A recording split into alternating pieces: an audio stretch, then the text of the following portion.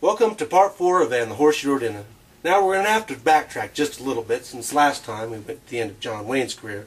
Back to 1964 when a pivotal movie was released with a new kind of star.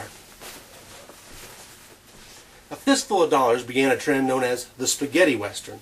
This one, directed by one of the most preeminent directors of that kind, Sergio Leone, was taken from Akira Kurosawa once again, as The Magnificent Seven had been done earlier, and introduced a kind of anti-hero, a new kind of hero, as it were.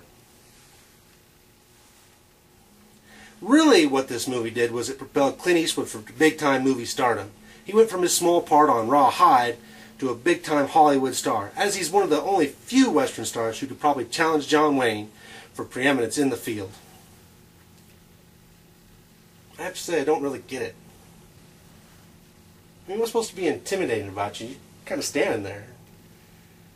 Do they laugh themselves deaf because you're wholly inarticulate? Is that what it was? Huh. I see it now. I gotta go.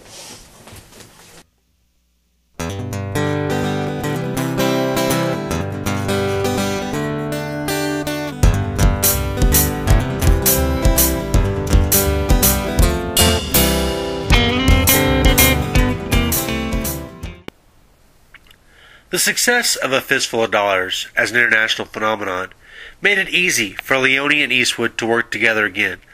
The sequel, For a Few Dollars More, was an equally huge hit and introduced struggling actor Lee Van Cleef into the mix, whose career was revived by the film. For a Few Dollars More gave the mysterious man with no name an equal in Van Cleef, and it made the whole dynamic much more interesting, as the two paired up to go after a notorious outlaw for the bounty money. Eastwood and Van Cleef spend the film trying to one-up each other and create a fun competition for the audience. Of course, The Good, the Bad, and the Ugly, the third film in Eastwood and Leone's collaboration, is one of the most popular. The film is a huge epic set in the Civil War. Three men played by Eastwood, Van Cleef again, and Eli Wallach find out about a stash of gold stolen by a soldier, and it becomes a race between them to get to it. Eastwood and Wallach have a tenuous partnership throughout the film. The partnership becomes so tenuous that they try and kill each other a few times throughout the film, and Van Cleef plays a villain that will do in both men for the sake of the gold. It's a really great film with iconic music, though a bit meandering at times in my opinion. Leone and Eastwood went their separate ways for the rest of their careers. Eastwood followed up with a hit, Hang 'em High. The movie is a solid one about revenge for possibly wrongly attempting to hang Eastwood, and though it isn't Eastwood's best work, it is a solid entry into his filmography. Leone followed up with the best work in my opinion. As good as this work with Eastwood was, Leone showed off the best of his personal ability and made his tightest, best conceived film with Once Upon a Time in the West. The movie revolves around the railroad's expansion west. Great performances by Charles Bronson, who replaces Eastwood as the lead here, Claudia Cardinale, Jason Robards, and Henry Fonda, as one of the nastiest films in Western history, make this movie a really solid Western worth watching, and better than Leone's previous work. I sure am sorry about those indecent comments I made earlier. I love your movies. I watch your movies all the time. I got them right here, and I think you're great. Phew.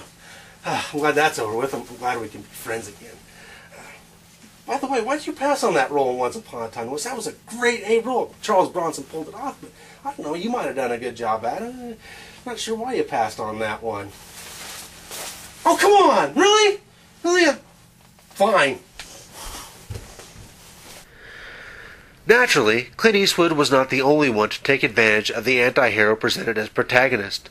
Hollywood and the movie industry in general have always been good at copycatting what is popular with the movie-going public. True Grit had been a project that John Wayne had wanted to do for some time, but he did not get to do the movie until the anti-hero got a big boost. Which isn't to say the character had not previously existed. William S. Hart, who gets a lot of mention in this piece considering I have only seen one of his movies, had often played bad men who get reformed. The biggest difference now was the idea that the anti-hero didn't need reforming. He was fine just the way he was. Another factor to consider in this period was the collapse of the studio system. The whole concept is a bit complex, but to simplify, just think of it as the studios largely controlled actors' careers and the movies they did through exclusive contracts up until the 1960s. Projects were selected for the star, unless they were really big, and even then, that didn't always mean they got control. The collapse of the studio system set up a kind of free agency that allowed actors and directors to pursue films they wanted to do much more freely. Naturally, it wasn't a complete free-for-all. However, much more controversial and artsy projects were easier to do. Other movies from the period that are worth a mention are Butch Cassidy and the Sundance Kid, Macabre and Mrs. Miller, and The Wild Bunch. Another film, Little Big Man, was a movie that presented an even more sympathetic view of Native Americans than the 20 years previous Broken Arrow, and it is quite a good showing that old John Ford method of making Indians faceless villains was almost completely purged from the genre. Butch Cassidy and the Sundance Kid deserves a bit more treatment. The buddy system between the two stars, Newman and Redford, was so successful that it carries a film that honestly lacks a solid continuity or plot, but it's easy to ignore for the great give and take between the two. Truly, the Western did a nice job evolving with the social trends of the day, especially in lieu of the Vietnam War and other things. Now, and then I shot that guy right in the face for not giving me his wallet. That ain't nothing. I was robbing this bank, and this old lady says, "Aren't you ashamed?" You know what I did?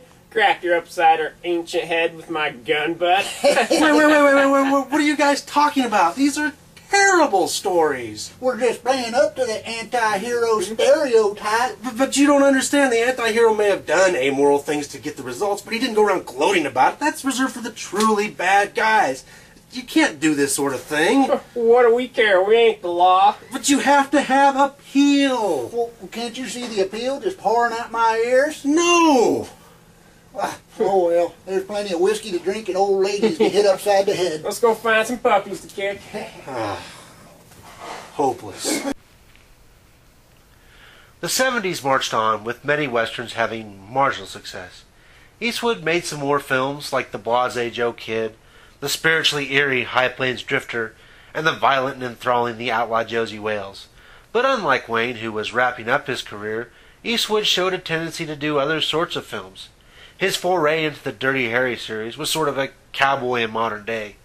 Eastwood also had ambition as a director, and has proved to be a very good one, but it has allowed him to try many different genres. As a result, Eastwood has made far fewer westerns than I think many people associate him with. Eastwood is significant for quality, but he lacks the quantity of, say, John Wayne or Gary Cooper or any of the B-stars. One thing became abundantly clear during the 1970s. The heyday of the Western was over. The sheer number was down, as one might expect, and no one would think the volume would have ever matched that of the B era, but the genre just seemed to be going out of vogue. Though there are a few that can be pointed to as quite good, the numbers seem to grow less and less every year, and failures by some big-budget projects appear to be putting the final nails in the coffin. The 80s brought about what perceived to be as the official end of Westerns. Even the last stalwart, Clint Eastwood, only made one Western in the 1980s. Pale Rider was basically a remake of Shane, with some of the mystical elements from High Plains Drifter thrown in. It's a solid movie, but it's nowhere near Eastwood's best work. The star-studded Silverado from late in the decade is a pretty solid film, but does little more than pay tribute to the Western. The same can be said for Young Guns, a Brat Pack film which this narrator personally isn't a fan of. It looked like that it was possible that Westerns may completely fade from the list of genres made prominently by Hollywood. Ha! I told you! The Western had no legs to stand on. Couldn't carry itself forever. Little cowboys and Indians drinking their moonshine spirits, shooting their six guns. A joke that finally comes to an end. Where did you come from? Didn't I get rid of you back in part 3? No, I went to the spa for a little pampering. But I heard you. You said the Western had completely faded from Hollywood. That's not actually what I said. Do you actually hear what I say, or you just sort of insert the words you want to hear? What's the difference? Oh, you were just kind of irritating. Well, that's what I do. But I'm going to tell you why your audience should not watch a Western. Reason number 1, sir, horses are very smelly. Reason number 2, their guns aren't real. Oh, my. Well, I see. I'm out here. Move, you fool! Get out the gun! As I was about to say before I was so rudely interrupted, this guy here had one great Western left in him. Unforgiven, released in 1992, might be even the finest of the genre, with great supporting roles from people like Morgan Freeman, Richard Harris, and Gene Hackman, who won an Academy Award for his efforts. The movie was great overall.